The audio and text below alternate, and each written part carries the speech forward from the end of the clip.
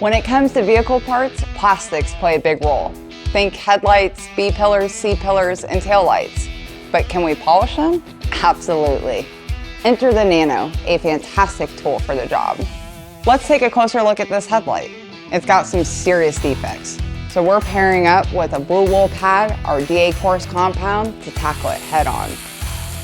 Now, when polishing plastics, we've got to keep the heat down. That's where a random orbital tool shines. With light pressure, we let the tool's random orbit do the heavy lifting, removing those defects. After testing, we've made significant progress, but plastics tend to be soft, so we've got some light marring to deal with. Time for step 2. Enter our yellow foam pad with a touch of DA Fine.